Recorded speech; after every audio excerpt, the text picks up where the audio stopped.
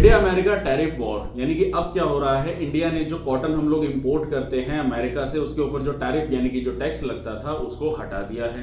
काफी सारे लोगों का ये क्लेम है कि इंडिया क्या झुक गया, बट ऐसा नहीं है। दरअसल क्या है कि हमारे देश की जो टेक्सटाइल इंडस्ट्री है, जिसको काफी ज्यादा ह्यूज लॉसेस देखना पड़ रहा था जब हम एक्सपोर्ट करते थे अमेरिका को, तो उसमें हाई टैरिफ अमेरिका की तरफ से लगाना था। तो उसी टैरिफ को नेगोशिएट करने के लिए इंडिया ने यहाँ से टैरिफ को खत्म कर दिया है, यानी कि कॉटन के रॉ मटेरियल के ऊपर।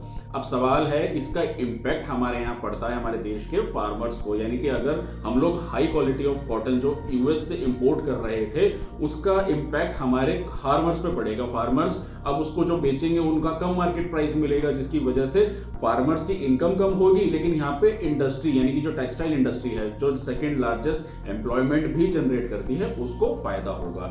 अब इंटरेस्टिंग बात यह है कि इंडिया ने सिर्फ इसको वैलिड रखा है 30 सितंबर तक, यानी कि 30 सितंबर तक जीरो टैरिफ इस पे लगेगा। उसके बाद क्या इंडिया इस पे इनिशिएट लेगी, क्योंकि हमें कहीं ना कहीं फार्मर्स के बारे में भी यहाँ पे सोचना पड़ेगा। क्या होता है वो 30 सितंबर के बाद पता चलेगा। तो अब हमें इकोनॉमिक्स के कॉन्टेक्स्ट में ये समझना है कि इंडस्ट्री को हम बचाएं कि फार्मर इंडस्ट्री यानी कि एग्रीकल्चर या फिर मैन्युफैक्चरिंग इंडस्ट्री को कैसे बैलेंस किया जाए। आप लोगों का इसमें क्या सजेशन है, कमेंट सेक्शन में जरूर बताना। Thank you.